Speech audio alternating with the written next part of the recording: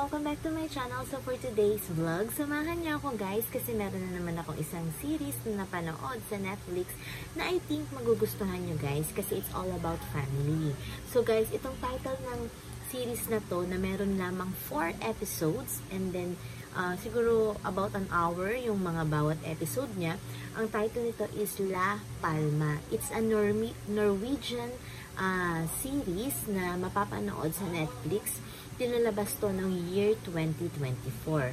Alam niyo ba guys, na hindi ko naman talaga papanoorin tong series na to. Pero kasi, sabi ko nga, since 4 episodes lang naman siya, sige na nga, I'll give it a try. Pero hindi guys, hindi naman ako nagsisi na pinanood ko yung series na yun kasi maganda siya guys. It's all about family. Actually, ang mga characters dito ay yung father, yung mother, tapos yung daughter, at saka yung bunsong anak. Actually, yung daughter dito, anak ng mother sa first marriage niya. And then at the same time, yung stepfather niya dito, yung current husband ng kanyang mother. Pero, kahit stepfather niya to, sobrang close silang dalawa. At syempre, mahal nilang isa't isa bilang, as in, mag-ama talaga. So, ang story nito, nagbakasyon kasi ang pamilya na to sa isang what do you call that? Isang isla wait lang guys, titingnan natin kung saan siya. Sa isang lugar sa Norway. Kumbaga, nagbakasyon sila kasi magpapasko that time.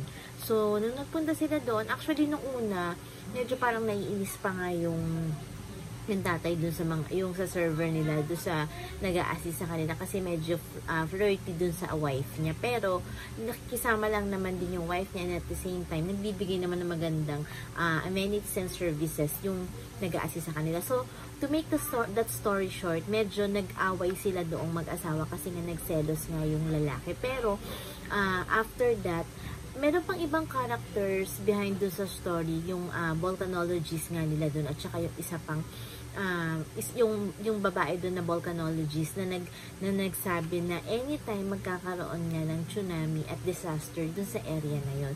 So no, at first hindi sila pinaniwalaan kasi nung nagsabi na yung volcanologist na yun, hindi siya, parang nagkaroon ng false alarm. Pero itong huli nga, nakita niya na kasi nga, natutuwa nga ako sa mga karakter nila kasi pinag-aaralan nila yung mga bato, yung lupa, yung buhangin, yung bulkan, yung pagsabog. Alam nila kung kailan. So ayun na nga guys, nung nagkaroon na ng ganong sitwasyon na alam nilang magkakaroon ng tsunami at saka ng disaster, yung kapatid kasi doon sa character na yun, yung nanay, yung kapatid niya, nagtatrabaho sa government. So, binigyan sila ng hint. So, ang sabi, lumikas na sila kasi nga, merong darating na tsunami at saka sasabog yung bulkan. Actually, by that time, sumabog na yung bulkan, nagkaroon na ng lindol. Tapos, akala nila, dahil nga nagkaroon sila ng fight, ng away yung mag-asawa, narinig yun ng batang babae, yung stepdaughter, umalis siya, papunta ng Mexico. Pero unfortunately, at talaga namang okay na hindi siya tumuloy sa kanya sa eroplano. Nakasakay na siya sa eroplano pero bumaba siya. Kasi meron siyang natanggap na text galing sa kanyang, actually may part sila ng LGBTQ, kumbaga lesbian siya dito yung anak na babae. Nagkaroon siya ng parang love interest dito na babae din na naging dahilan para umalis siya sa eroplano. At nung sinabi kasi na meron siyang gusto at gusto niyang at nagkaka-interest na siya sa girl, yung babae din, si daughter din kasi, nagkakagusto nila sa love interest niya. So, ayun guys, akala nila nakasama sa eroplano si girl, si daughter, pero hindi siya nakasama dahil umalis din siya doon and then, akala nila the next day na Christmas Day, okay na ang weather, okay na ang magiging celebration nila ng Christmas. Pero, doon pa pala mas lalong nagkaroon ng worst thing dahil pumutok na naman ang bulkan and then at the same time, inaantay na lang nila yung tsunami. So, maganda yung story kasi at the end of the story, nakaligtas yung dapat makaligtas, yung nabuo pa rin ng pamilya nila. And then at the same time is, nakita nila yung pagkakaisinan nila doon. Although, ang ayaw ko lang doon sa story kasi, parang alam mo yun, tayo kasi mga Pilipino, pag sinabi ng parents natin na dito lang tayo, wag tayo nga, sumusunod tayo. Yung si daughter, dahil nga si girlfriend, children naiwan do sa resort, binalikan niya pa. So, sabi nga sa kanya ng mami niya, halika na, umalis na tayo. Pero hindi mo naman din masisisi kasi nga umiibig na, diba? Pero ang good thing lang is nakadikta silang lahat. Maganda yung story. Pinakita. Kasi parang nakahawig siya dun sa tsunami na nangyari sa Thailand before.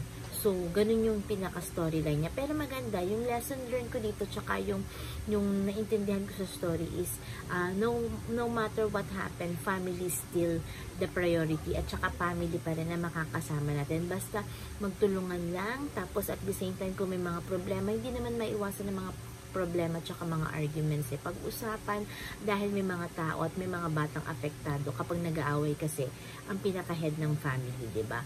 So at the same time, wala tayong kalaban-laban kapag nature na ang nagalit. So dapat ingatan natin ang ating kalikasan kasi syempre bakit nga ba magkakaroon ng tsunami? Ba't magkakaroon, diba?